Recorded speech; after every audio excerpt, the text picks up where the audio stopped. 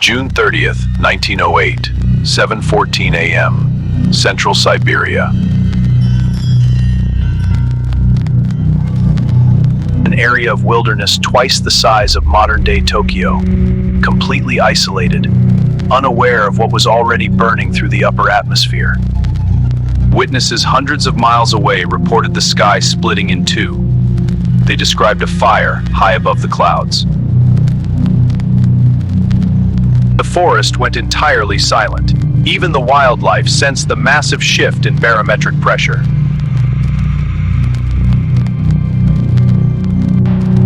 And then a light completely alien to this Earth turned morning into a blinding, shadowless noon. It never struck the Earth. Instead, the object detonated mid-air, 5 miles above the surface.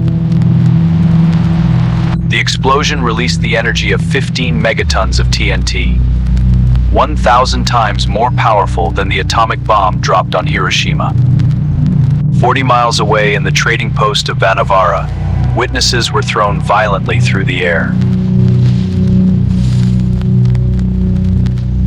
One man recounted, "The sky was split in two, and high above the forest, the whole northern part of the sky appeared covered with fire. Over 800 square miles of ancient forest were instantly flattened. Millions of trees pressed into the earth like matchsticks.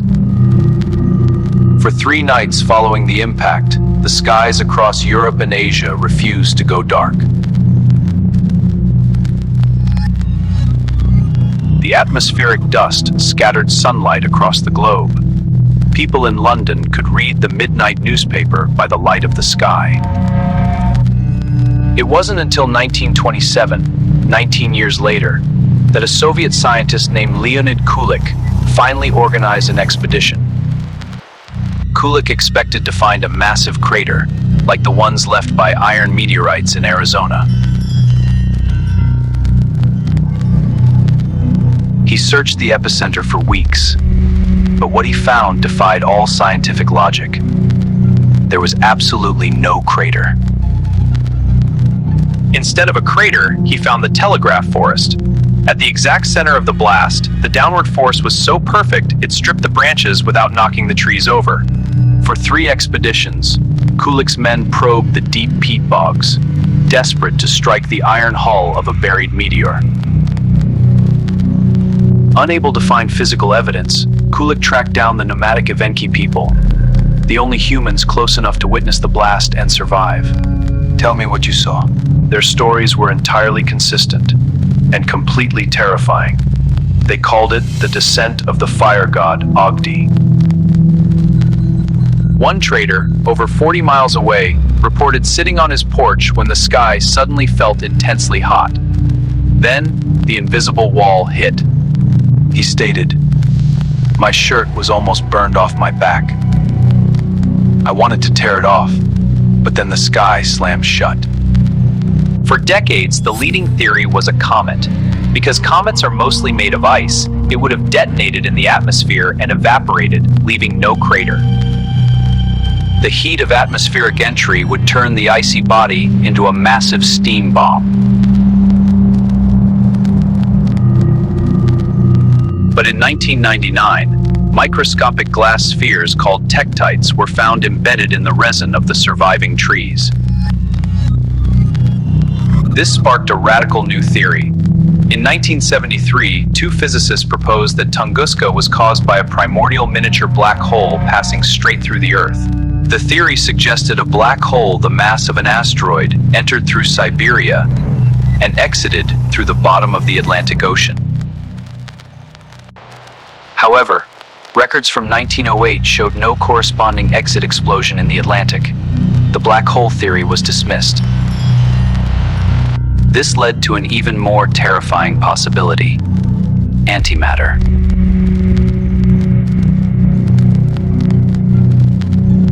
Antimatter is the exact opposite of normal matter.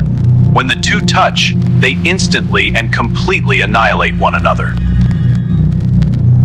A chunk of antimatter the size of a marble would release the exact energy recorded at Tunguska.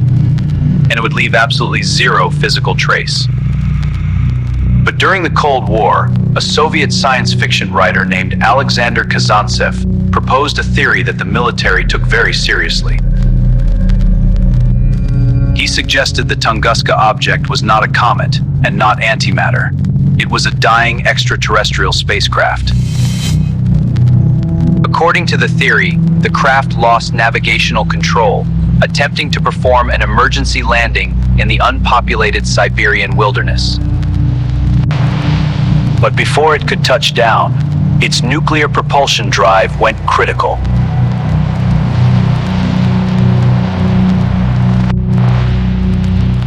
The resulting airburst mirrored the exact blast pattern, altitude, and thermal radiation of a modern thermonuclear weapon. When scientists finally studied the aftermath of the atomic bomb, they realized the destruction patterns were completely identical. But it wasn't just the blast pattern. In the decades following the explosion, the plant life at ground zero began to mutate. Biologists discovered accelerated growth rates in the surviving trees, a phenomenon completely consistent with exposure to high levels of radiation. Local insects and wildlife exhibited genetic anomalies. The Evenki people reported strange illnesses and skin burns. For Soviet military intelligence, this was no longer an astronomical curiosity. It was a matter of national security. In the 1960s, the Soviet government launched highly classified, heavily armed expeditions back to the epicenter. They brought heavy industrial drilling equipment. Their goal was no longer to find a comet. They were looking for a hull. Deep beneath the permafrost, anomalous metallic fragments were allegedly discovered.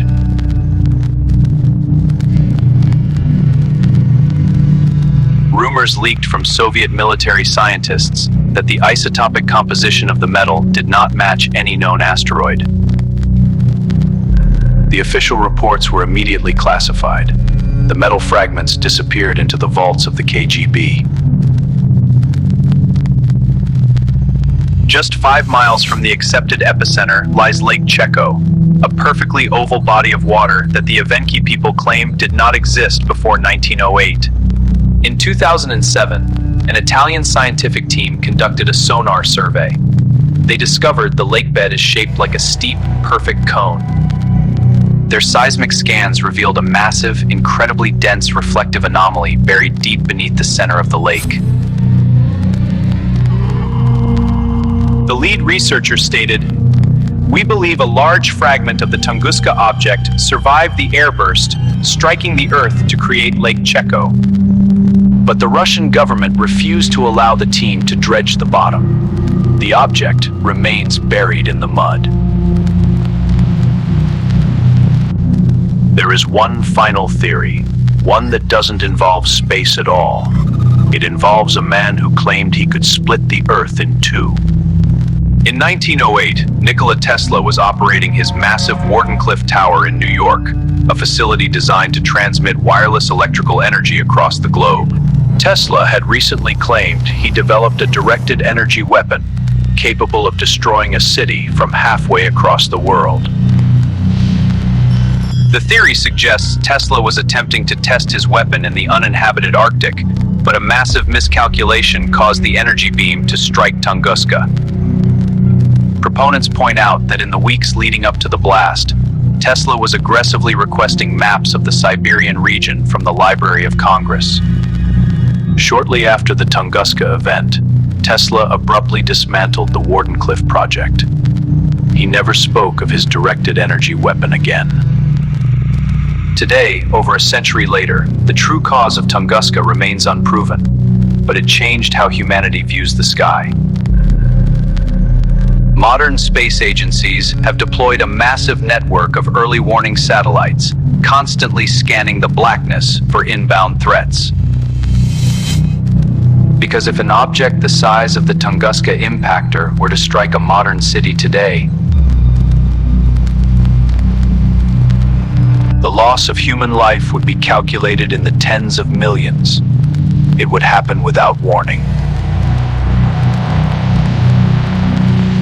We know this because on February 15th, 2013, the sky over Russia caught fire again. The Chelyabinsk meteor was completely undetected by modern satellites. It exploded with the force of 30 Hiroshimas. The shockwave injured over 1,500 people and severely damaged thousands of buildings across 6 cities. But here is the terrifying truth. The Chelyabinsk meteor was only 20 meters wide. The Tunguska object was at least 3 times that size. Today, the forest has regrown over ground zero. The scars have healed. The physical evidence is buried. Leonid Kulik died in a prisoner of war camp during World War II. He went to his grave completely baffled by what he found in Siberia. Over 1,000 scientific papers have been published about the Tunguska event. Not a single one provides a definitive, universally accepted answer. We live on a fragile rock, drifting through a cosmic shooting gallery.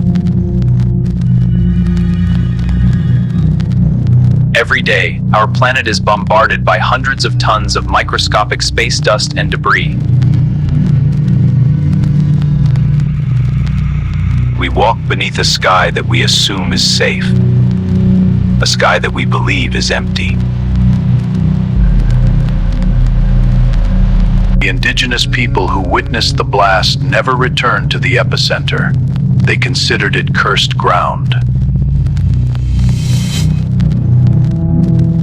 Statistically, an impact event the size of Tunguska happens once every 300 years. Whatever is buried at the bottom of Lake Cheko, whatever caused the sky to burn for 3 days, it is still out there, in the dirt, waiting for the day we finally understand what it was. What do you think happened in the Siberian taiga? Let us know in the comments below. For more hyper-realistic recreations of history's darkest mysteries, leave a like and subscribe to AI Trapster.